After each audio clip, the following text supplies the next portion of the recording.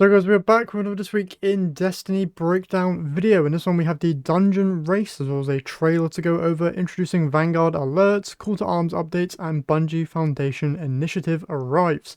So if you haven't already seen the trailer for the Equilibrium dungeon coming with Renegades, I did make a short of my reaction to it, and I'll have it linked in the description as well. It's an incredibly cool trailer that reveals the Darksaber apparently being tied to the dungeon, and a couple of new armor sets and weapons, which do look very cool. But now you have access and streaming requirements. With the Equilibrium dungeon race approaching, we want to go over all the things that you're going to need to know. At least one member of the fire team must stream the full duration of the activity. The stream must be on YouTube, Twitch, or Bilibili. Stream must be set to video on demand or VOD. The fire team member wants to hide portions of their screen. They must use the overlay provided. Fire team member whose streams cannot black out or hide their screen or portions of their screen outside the provided overlay. Game audio must always be on, and the stream team member must fill out this contact form before 9 AM PT December 13th.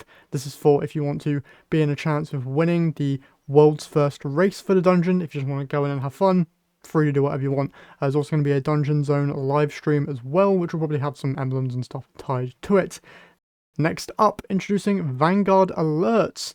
Vanguard alerts allow you and your fire team to complete a range of activities available to players at all skill levels for rewards that will help you progress in the game. Activities include different playlists, our new Grandmaster Vanguard alert, and the Desert Perpetual raid, as well as the upcoming Renegades dungeon. Okay. Vanguard alerts should feel similar to Vanguard Ops playlist and Grandmaster Nightfalls of old. The goal is to bring back the feeling of logging into Destiny 2 for the week and immediately knowing what activities to start with to get your fire team that good loot, giving you an opportunity to have fun while building up to harder activities. The activities to complete Vanguard alerts open the seasonal hub and go to the new Vanguard alerts tab. You can view the playlist and activities for the week, see the rewards, and view the activity challenges. They rotate weekly, so every week should feel like a new challenge is waiting for you and your friends. Okay, this seems honestly kind of cool.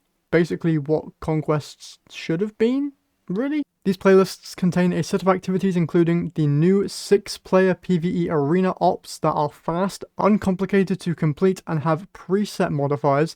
These are the best for players that just want to relax and play some PvE while still earning great rewards. Grandmaster Vanguard alert. These are for more difficult activities where you and your fire team can test your mettle and your newly acquired rewards and power level. Rotating weekly Grandmaster Vanguard alerts should take slightly longer and offer greater rewards for your time and effort, as they are harder than the usual Grandmaster difficulty you found elsewhere in the portal, thinking of them as the Grandmaster Nightfalls of old. Dungeon and Raid. We include dungeons and raids in Vanguard alerts to give you access to these activities. The Renegades dungeon and the Desert Perpetual raid have weekly challenges that grant rewards for their correspondent reward pools. Going over to rewards next, we want Vanguard alerts to be a place where you start your week in Destiny 2, so its rewards have been designed to accommodate that. Each week, Vanguard, Arena Ops, and Crucible alerts will offer a multi-stage challenge with rewards and XP granted for each stage completed. The weapons you earn from completing each stage will be tier 3 or above based on your account power, and among the highest power drops you can earn in Destiny 2. On top of that, they are a primary source for seasonal weapons featuring the Accelerated Assault Origin trait, which loads a small amount of ammo to the weapon after dealing sustained damage. Crucible alerts will offer Crucible weapons specifically. Additionally, once each week you can earn the following bonus rewards for completing the first stage in each alert category. So you get 50 Chrono Logs for Vanguard alert, 50 Bright Dust for the Arena Ops and Crucible as well. You can repeat the playlist activities and receive regular rewards based on score with a random chance of gaining another seasonal weapon with the extra origin trait. Completing Grandmaster alerts with a B grade or higher, a Pinnacle weapon with Accelerated Assault Origin trait and bonus XP. Completing the Desert Perpetual raid and Renegades dungeon weekly challenge grants a seasonal bonus powerful gear reward from either activity. What's next for Vanguard alerts? We're working on future improvements. Okay, in the meantime we can share that we are looking into adding legacy content including raids and dungeons 2D weekly rotation and finding a more permanent location for Vanguard alerts in the portal, as well as expanding the activity and reward offerings in a future update. The version launching in the next few weeks is a foundation that we want to help to determine what to build up next.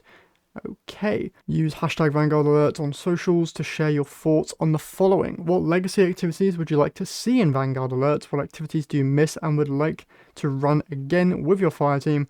Where would you expect to find Vanguard alerts in the portal? Okay, so it seems like this is going to be a way for us to just kind of get back on track with like having stuff to do each week, which is good. It's definitely not the exact same as what GM Nightfalls used to be. They were a pretty good standard. This seems to be kind of going back to what we had in Destiny 1, where you had a mixture of different activities that were like changing every week and would reward you adequately. So this is pretty interesting, and it's going to be a good way, hopefully, for Bungie to add some of those older raids and dungeons and updating their loot pools, hopefully. Call to Arms updates. They went over a whole load of updates here, basically saying that they have reduced the amount that power matters. I believe you just need to be around like 500 power now to be able to get the highest scores, which is good. Still, though, not really good to have power levels tied to the scoring of this event if you care about the scoring system and where you rank against other people in the community. Pretty basic stuff though. They also say that we've set Salt Mines activity to only have the Taken combatants, so it's not going to be swapping between Dread and Taken during Call to Arms, which is good. So it's going to give you a consistent experience there. Removed Cutting Edge as a requirement in all Crucible modes, love that. And fixed Zone Control mode not recording a player's highest score after the first registered score.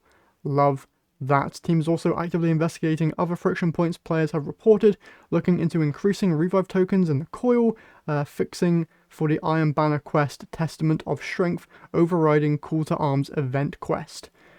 Okay, and you've got the Bungie Bounty returning as well, so if you want to jump in and get that emblem, pay attention to the Bungie Foundation Twitch channel on the 17th at 12 PM PT.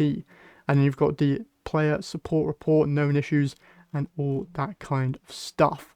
Another week has passed and we've got a lot of exciting stuff coming up ahead of the following Renegades launch in December. We'll continue to keep everyone updated on the upcoming dungeon race and some new SBX armor tuning updates. We're excited to share. Everyone's enjoying Call to Arms, dungeon race, yada yada yada. Okay, so main things, new dungeon. Trailer looks really good. Vanguard Alerts seems to be a collection of different activities each week that are going to be rewarding you with set rewards, hopefully return to form in terms of having stuff to do on a weekly basis, which is awesome and rewards you adequately. Also, potentially a way for Bungie to add in older dungeons and raids into the portal system, which is something I really want to see. Bungie Bounty, and that's basically it for this week's TWID. Hopefully you guys enjoyed this breakdown. If you did, if you could leave a like and subscribe to the channel, I'd very much appreciate it, and I'll see you all in the next one.